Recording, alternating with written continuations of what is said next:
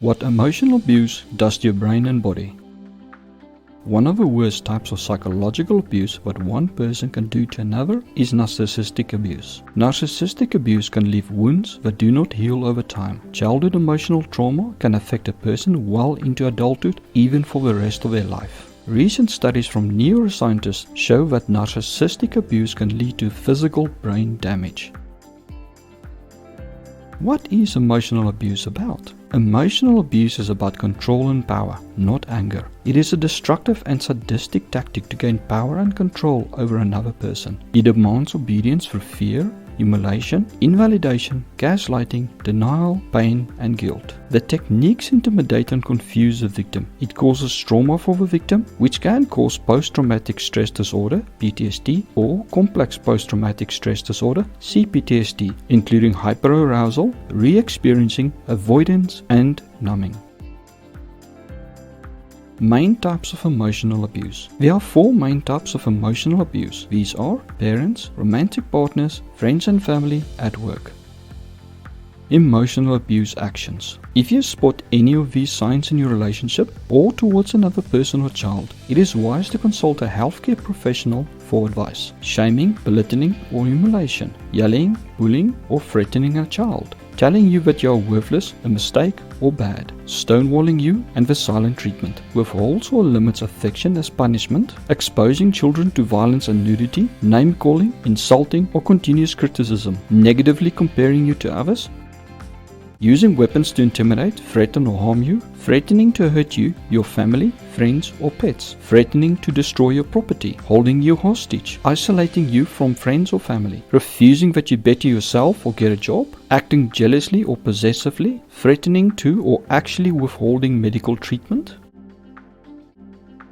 demanding to know where you are every minute, gaslighting, invalidation, lying to you, monitoring your behaviors and calls, accusing you of cheating, cheating on you and blaming you for their actions, blaming you for their abusive behaviors, telling you that you will not find better than them, telling lies to others about you.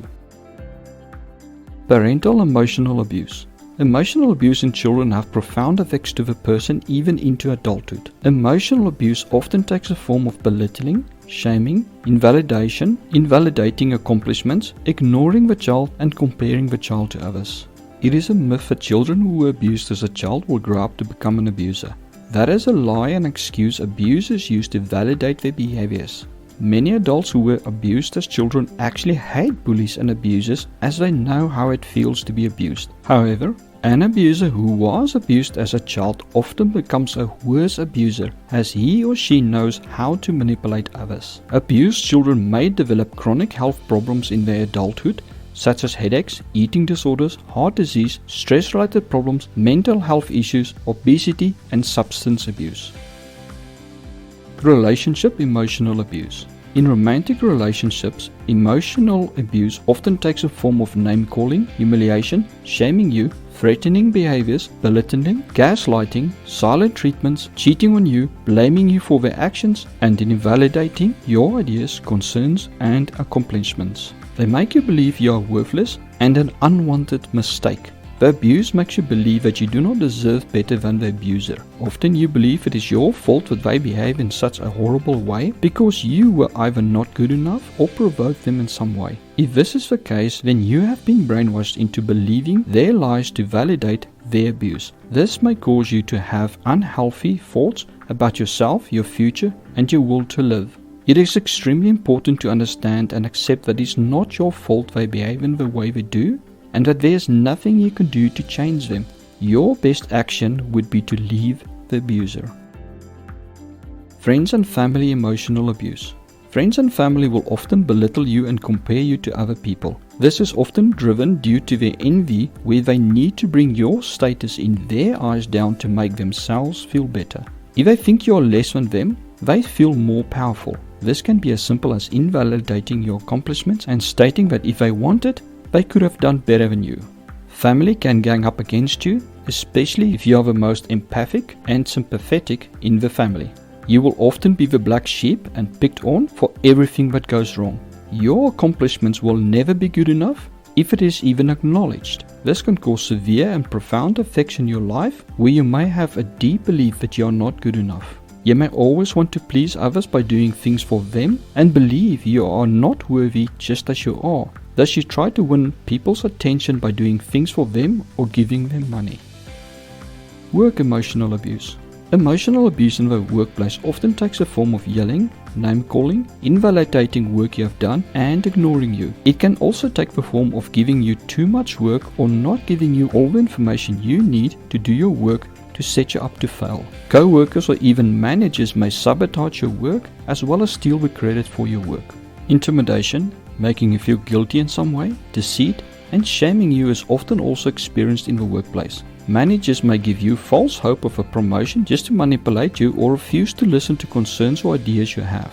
This can cause you to hate your job, which will affect your productivity. It can spill over to your personal life where you may become depressed, as well as have relationship problems. It can drive you to abuse substances or into financial problems if you overspend in order to try to impress the people at work. Just with all the other emotional abuse, it will affect your self-esteem and self-worth. You may struggle to get tasks done on time, if at all. This can cause you to lose your job, which can destroy your life. How the brain handles abuse. Neuroplasticity allows the brain to rewire itself to adapt to its environment. With emotional abuse, the brain adapts to a perceived dangerous and hostile environment. Just as a soldier adapts to constant threat and becoming hyper-aware and sensitive, the brain of a victim of narcissistic abuse becomes vigilant and on guard. During childhood, different brain regions undergo periods of rapid change at different stages of childhood. During these sensitive periods, maltreatment may make children particularly susceptible to long-term effects that often need therapy to be corrected. However, even for an adult who finds him or herself in a long-term emotionally abusive relationship, the brain will rewire in different ways to adapt to the new environment to cope with the threat of a narcissist. A child's brain develops in two stages. During the second stage in puberty, the brain wires itself up for adulthood based on the experiences of a child's earlier years. If trauma or neglect was experienced, the brain wires itself up to survive amidst a world of adversity. The beliefs of a child would shape all its experiences to come and validates its beliefs that it's a dog-eat-dog world where you have to take before it's taken from you and that you cannot trust anyone.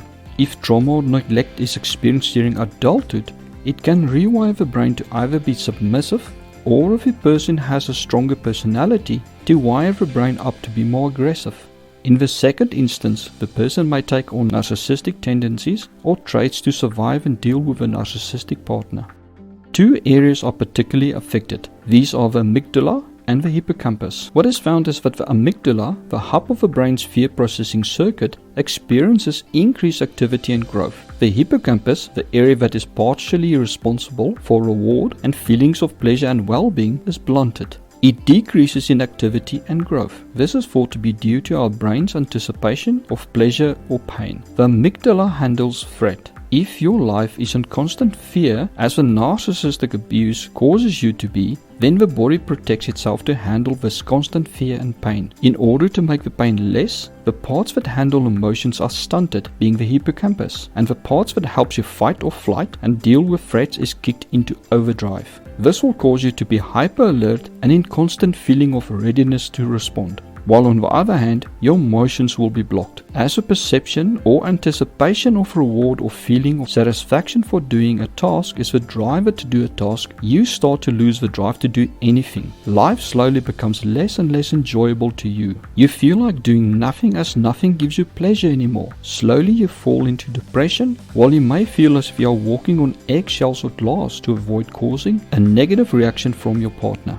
You may have chronic stress that can cause tightness in your stomach and back muscles. You may clench your jaws so tightly at night that you develop dental problems and infections. As chronic stress and being in a hyper-alert state of readiness takes energy and resources away from your brain and healing or repairing systems of your body and shunts it to your muscles so that you can react instantly, you may have sore muscles. You may also have a foggy brain and will get sick easier. Your body will struggle to repair itself, and in a year of abuse it may look as if you have aged 5 or 10 years. Often when victims leave a narcissist, in a year or two they look 10 years younger. Short-term effects on the brain and body. Some of the short-term effects you may experience when you are in an emotionally abusive relationship are shame, guilt and regret, fear, confusion, hopelessness, moodiness, difficulty concentrating, aches and pains, headaches, muscle tension.